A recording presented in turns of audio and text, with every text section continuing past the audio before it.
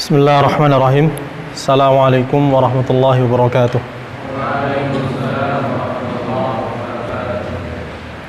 Innal hamdalillah nahmaduhu wa nasta'inuhu wa nastaghfiruh wa na'udzu billahi min shururi anfusina wa min sayyiati a'malina. May yahdihillahu fala mudilla lahu wa may yudlilhu fala hadiya lahu. Asyhadu an la ilaha illallah wahdahu la syarika lahu wa asyhadu anna Muhammadan abduhu wa rasuluhu la nabiyya wa la rasula ba'dah. Allahumma salli wa sallim ala nabiyyil mustafa wal rasulil mujtaba khairil anami wal wara wa khairi man wati'a ath-thara Muhammad ibn Abdillah wa safiyyuhu wa khaliluhu wa khiratuhu min khalqihi ballagha risalah wa adda al-amanah wa nasaha lil ummah وجاهد في سبيل ربه حق الجهاد حتى أتاه من ربه اليقين وترك أمته على المحجة البيضاء ليلها كنهارها لا يزيغ عنها إلا هالك.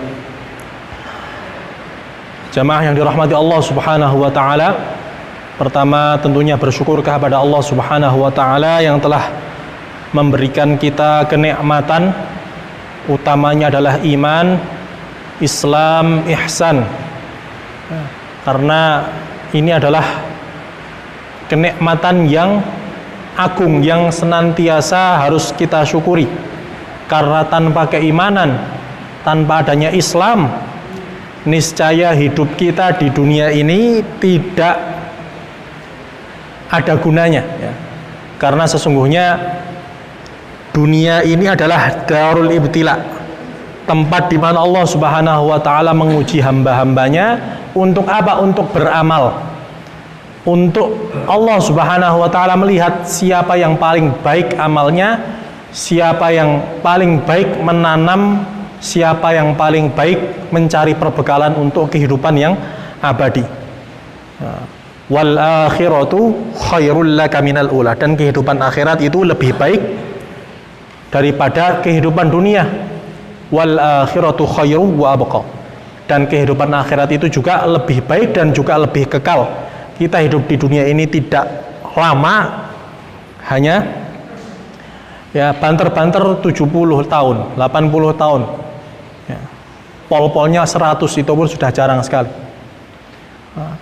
Sangat sedikit sekali umur kita dibandingkan umat-umat terdahulu yang sampai ratusan tahun. Nabi Nuh sampai sekitar 950 tahun dan yang lainnya. Umur kita sangat pendek, sedangkan kehidupan akhirat yang mana di padang mahsyar saja manusia di sana menunggu sampai 50.000 tahun.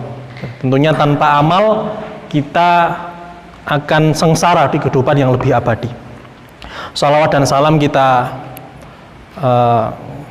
haturkan kepada Nabi Muhammad SAW, junjungan kita semua, yang mana kita harapkan syafaat beliau di hari di mana tidak ada lagi yang bermanfaat selain keimanan kepada Allah Subhanahu wa taala dan menjadi umat Nabi Muhammad SAW. Sehingga dengan itu kita berhak dan semoga termasuk menjadi golongan yang Rasulullah SAW diberikan syafaat ya, sehingga Allah Subhanahu wa taala menyelamatkan kita dan kita termasuk dari golongan yang dilindungi Allah Subhanahu wa taala dan mendapat naungan Allah Subhanahu wa taala. Ya. Kemudian juga sebelum masuk ke materi, senantiasa kita tidak lupa menata niat kita dalam mencari ilmu, juga meminta keistiqomahan kepada Allah Subhanahu wa taala. Karena istiqomah adalah nikmat terbesar kedua setelah keimanan. Salah seorang sahabat pernah mengatakan kepada Nabi, "Ya Rasulullah, qul li fil Islam qawlan la as'alu anhu ghairaka ba'daha." Wahai Rasulullah, katakanlah padaku sebuah perkataan yang mana aku tidak bertanya lagi kepada orang selainmu. Nah, sahabat ini minta sebuah nasihat yang sangat agung. Jadi perkataan yang sangat penting. Maka Nabi mengatakan, "Qul amantu billahi tsumma istaqim."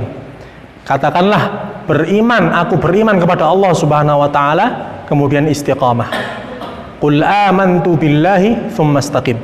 katakanlah aku beriman kepada Allah Subhanahu wa taala, mengimani Allah Subhanahu wa taala, meyakini Allah Subhanahu wa taala sebagai satu-satunya Rabb, sebagai satu-satunya ilah pengatur yang berhak disembah, yang berhak diibadahi, meyakini Allah Subhanahu wa taala juga dengan segala sifat dan juga nama-nama yang mulia. Kemudian istiqamah di jalan itu, di jalan syariat itu, tentang apa-apa yang sudah Allah Subhanahu wa taala perintahkan dan menjauhi apa-apa yang telah Allah Subhanahu wa taala larang. Itulah istiqamah. Dan di antara bentuk istiqamah salah satunya adalah kita senantiasa menambah keimanan kita dengan majelis ilmu, majelis zikir, majelis yang mana Allah Subhanahu wa taala menurunkan keberkahan, rahmat, sakinah dan juga pahala, tentunya keberkahan bagi orang-orang yang ada di majelis itu. Taib. Jamaah yang dirahmati Allah Subhanahu wa taala, kita melanjutkan apa yang sudah sempat kita mulai di pertemuan sebelumnya, yaitu tentang Siratu Rasulullah sallallahu alaihi wasallam, yang mana kitab yang kita baca adalah Al-Urjuzah Al-Mi'iyah, ya, fi dzikri hali asyrafil bariyah. Ya, kitab Urjuzah Mi'iyah. Ya, ini kitab nazam syair yang berisi tentang kisah atau sejarah Nabi Muhammad SAW yang dikarang oleh Ibnu Abil Is Al-Hanafi, ya, yang meninggal tahun 792. Kita kemarin sampai pada bait di mana Nabi SAW setelah kakeknya meninggal ketika umur Nabi SAW 8 tahun, kemudian beliau tinggal bersama pamannya, yang mana namanya adalah Abu Talib, ya. Pamannya yang bernama Abu Talib bin Abdul Muttalib, ya. Ya. Nabi tinggal bersama pamannya atas wasiat dari kakeknya, karena Abu Talib ini adalah saudara kandung dari Abdullah, ayahnya Nabi.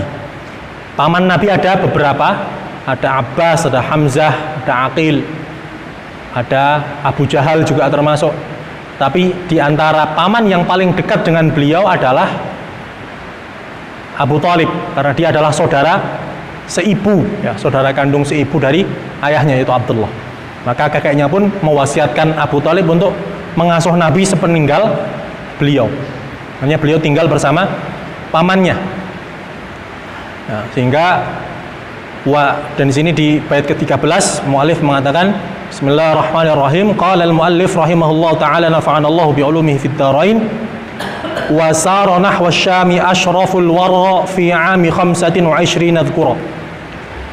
Dan sara siapa, dan melakukan perjalanan siapa Nabi kemana, ke Syam. Nah, asyraful wara yaitu Nabi sebaik-baik makhluk, semulia-mulia makhluk, fi 'ami 25 dzkura, di tahun beliau, di umur beliau yang ke 20. Ini sebelumnya ini rihlah yang kedua. Tapi rihlah yang pertama, wa dzaka ba'da wa thumma Abu Talib bin al-ammu kafal khidmatuhu thumma ila Syam rohal. Ya. Rihlah pertama, perjalanan pertama Nabi ke Syam adalah umur Nabi masih 12 tahun.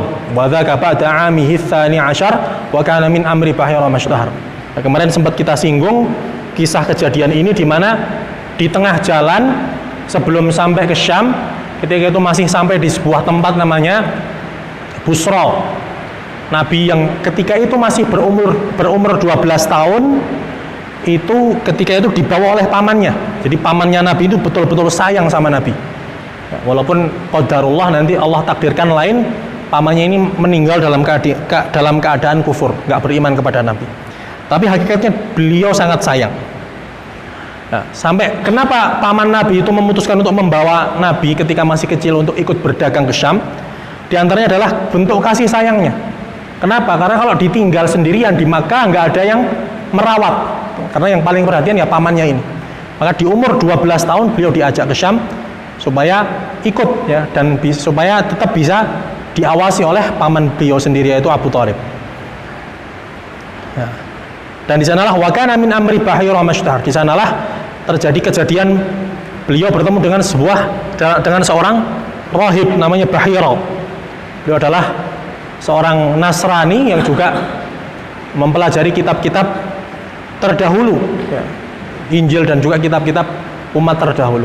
Yang mana di kitab-kitab umat terdahulu, termasuk juga di Injil, nubuat tentang kenabian Nabi Muhammad SAW sebagai nabi akhir zaman itu sudah dikabarkan, sudah dibicarakan secara jelas. Bahkan Allah Subhanahu wa taala berfirman, a'udzubillahi minasyaitonirrajim, alladzina atainahumul kitaba ya'rifunahu kama ya'rifuna abna'ahum. Orang-orang ahli kitab itu mengetahui kepribadian nabi akhir zaman sebagaimana mereka mengetahui kepribadian anak-anak mereka sendiri. Maka mendengar ayat ini Umar bin Khattab penasaran. Maka dia bertanya kepada Abdullah bin Salam. Abdullah bin Salam itu dulunya orang Yahudi, kemudian masuk Islam. Dia termasuk, ya bisa dibilang cendekiawan orang Yahudi di Madinah. Kemudian ketika mendengar dakwah Nabi ke Madinah, beliau menanyakan beberapa hal yang mana pertanyaan ini tidak bisa dijawab kecuali oleh seorang Nabi. Ya, beliau menanyakan beberapa hal, diantaranya menanyakan tentang hakikat roh. Ya, hakikat roh. Beliau menanyakan tentang hakikat apa itu roh. Dan adatnya nabi-nabi terdahulu itu nggak ada yang tahu tentang roh. Maka beliau sampai mengatakan, saya akan mengetes Muhammad tentang roh. Kalau dia menjawab berarti dia bukan nabi. Maka dia bertanya kepada Nabi tentang hakikat roh. Nabi pun mengatakan, membaca sebuah ayat, wa yas'alunaka 'anir ruh qulir ruhu min amri rabbi. Dan kalian wahai manusia, orang-orang Yahudi itu menanyakan tentang hakikat roh, katakanlah wahai Muhammad bahwasanya roh itu adalah urusan Allah Subhanahu wa taala. Nggak ada yang tahu kecuali Allah Subhanahu wa taala. Maka dia beriman. Namanya Abdullah bin Salam. Nah, Umar bin Khattab ketika mendengar ayat tadi bahwa hakikat orang-orang Yahudi itu mengetahui nubuat kenabian dijelaskan dalam kitab mereka, Umar mengatakan, apakah betul kalian itu mengetahui sifat-sifat kenabian dalam kitab kalian? Ya. Maka Abdullah bin Salam mengatakan, ya, sesungguhnya Allah Subhanahu wa taala mengutus utusannya yang di langit untuk menyampaikannya kepada utusannya di bumi, dan kita mendengar itu dalam kitab-kitab kami. Betul-betul jelas bagaimana Allah Subhanahu wa taala dalam kitab-kitab mereka dulu menggambarkan sosok Nabi. Bahkan sampai Abdullah bin Salam ini mengatakan, bahkan lebih jelas daripada kami mengetahui anak-anak kami. Karena anak-anak kami, kita tidak mengetahui apa yang dia sembunyikan antara dia dan ibunya. Saya tidak tahu, tapi Allah Subhanahu wa taala dalam kitab-kitab kami terdahulu sampai menjelaskan detail bagaimana ciri-ciri kenabian. Itulah hakikat orang ahli kitab, orang Yahudi, Bani Israel itu tidak mengimani Nabi Muhammad bukan karena tidak tahu, bukan karena tertutup pengetahuan mereka, bahkan mereka tidak mengimani itu karena benar-benar tahu. Ya, karena tahu, tapi yang menghalangi mereka adalah al-hasad, rasa dengki, kesombongan yang itu menghalangi mereka semua.